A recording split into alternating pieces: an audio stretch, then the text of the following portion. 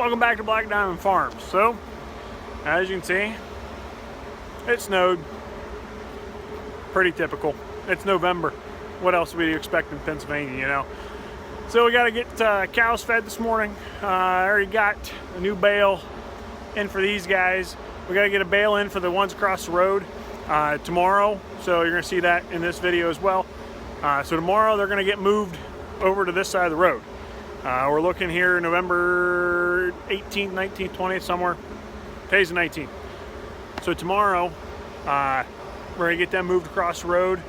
We trailer them over, so it'll be 5-6 trips or whatever of getting them over.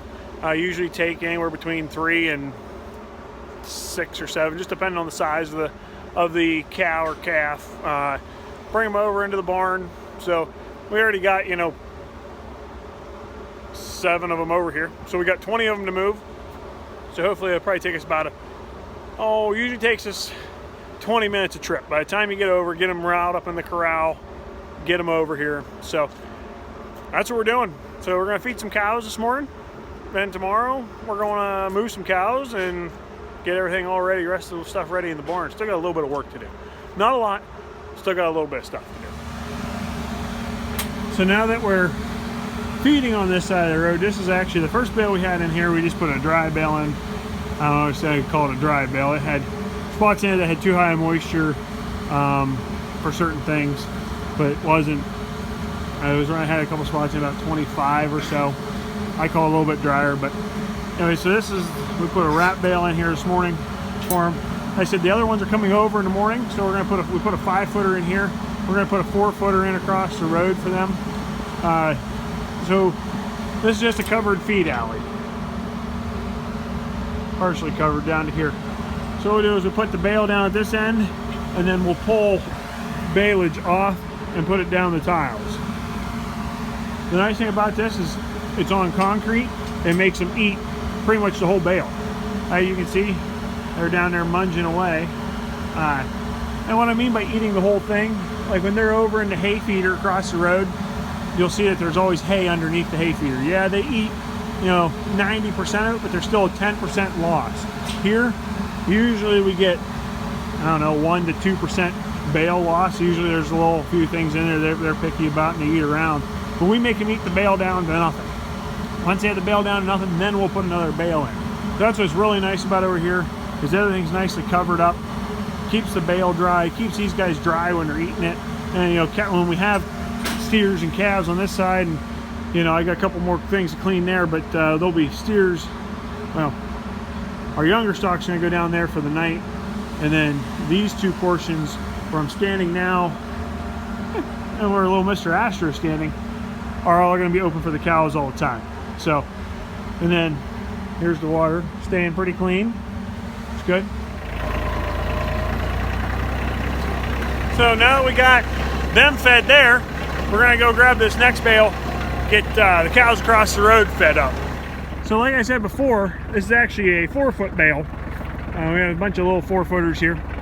The reason we're doing a 4-footer in this case for them across the road is so that way then we don't have as much over there in the hay feeder to drag over. So this was one of the ones that we flipped on its side. As you can see, the bottom of it. So what we're gonna do is, what I do is I cut this plastic off around the outside of it, so then that way I can spear it. I take it over, I take the rest of the plastic off over at the barn.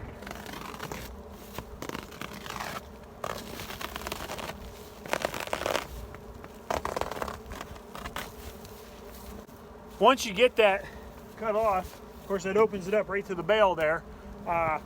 With that, man, that smells good. That smells really good, really good. So, like I said, the only difference with these ones is they were sitting up on their side like this instead of laying flat. Some people say if you leave them on their sides like this, sitting upright, you'll get extra water in them. Some guys say it doesn't matter. So we did a test. We put 2 on their side on our first cutting of the year when we first started using the wrapper. We put that other one in, it was on its side. I didn't notice any extra moisture in it, but our bales also don't sit anywhere where it's super wet. It's usually very dry where they're at. So I don't really notice anything so far. I mean, I'll cut the side off the other side and see.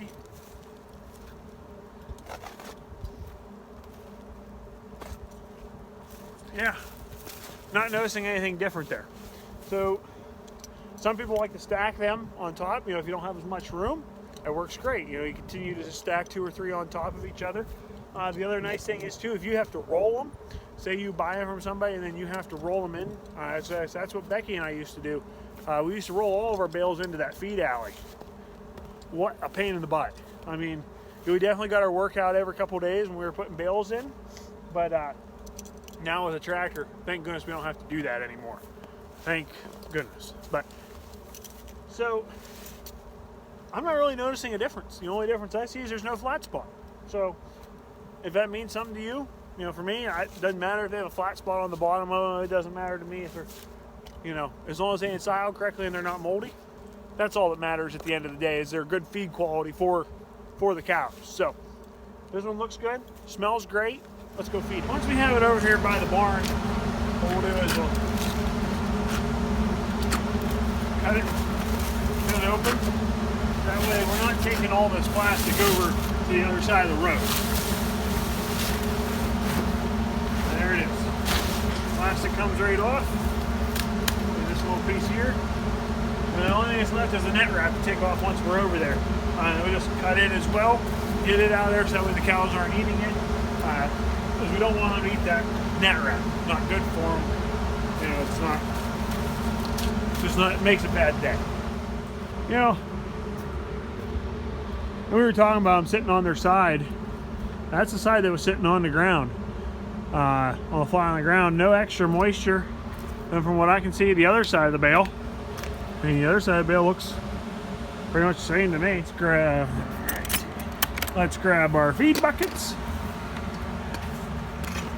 Put them in the front bucket of the tractor, so that way we can carry them over. Yep, them down in there. Okay, that way they don't go anywhere. Some might be asking where H is at. He's at home. I had him down here this morning.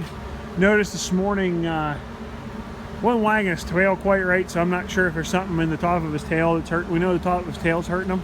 Not sure when he hurt it, but acting normal, just top of his tail was hurting. But he was down here before I had left and had to come back. I took him home, let him rest that tail up. So they're all eating out of their bale feeder. This is the reason why I hate it. Nothing but slop, and you can see if you can look under there, you see the hay. They'll eat a lot of that hay up off the ground that's down there right now, but you can see it all underneath their feet. So this is probably the worst our cows have ever looked in the mud range.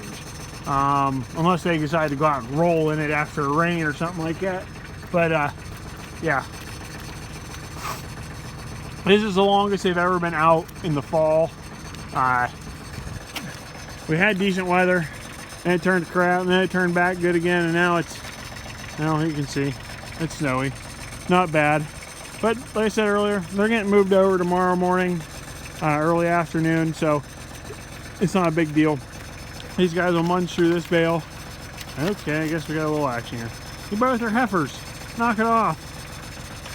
So what's nice is there's 20 of them over here right now, and all 20 of them can get in around this feeder. You know, they'll pick and choose, and they'll back out, and they'll move, and so on. There comes Stormy right there. But they all can get around it. When we had the 20, you know, had the other 2 big ones over here, it was kind of hard for the little ones to get in and eat until later, until somebody else backed out. They had to really squeeze in there. In this case, nobody's getting hurt. Everybody's able to get in and around it. Alright, so we're getting started putting bedding in. We got one side, one bag in, and done.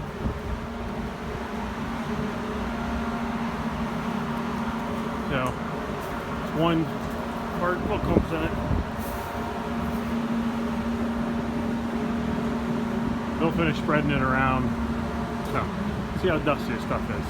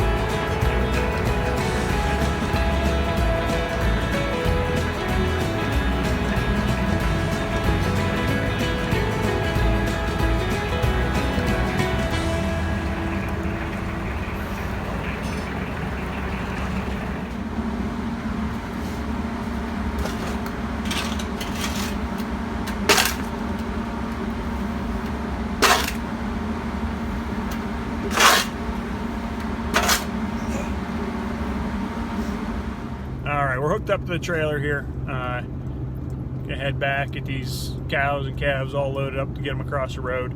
It should take us probably about, I'm gonna guess, anywhere between an hour and 2 hours to do it. As long as everything goes well. That's, you know, to be determined.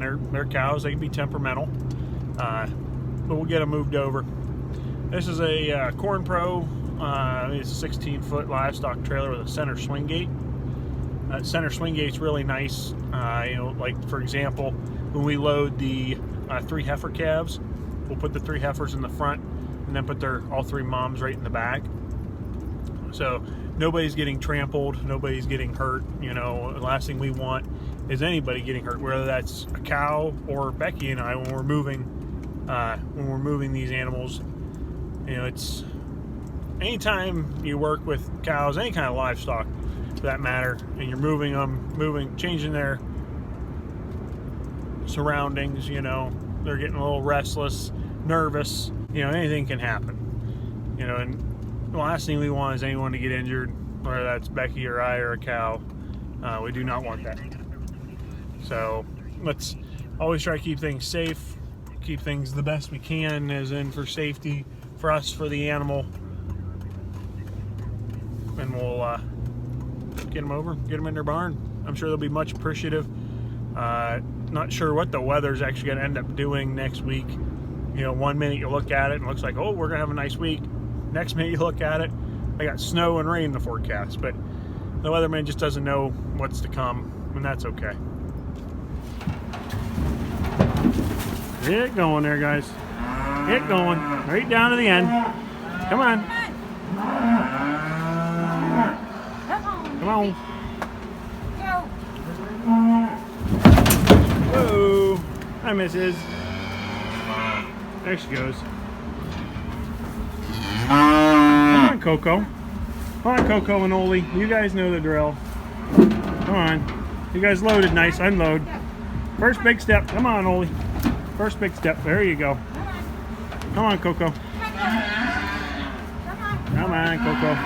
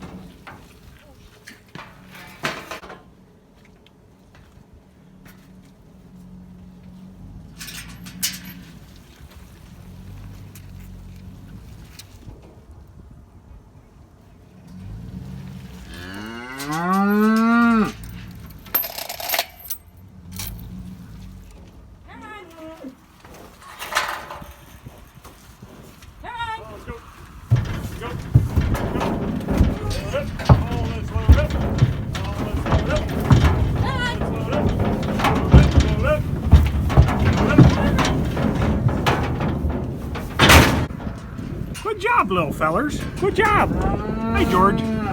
Hi, George.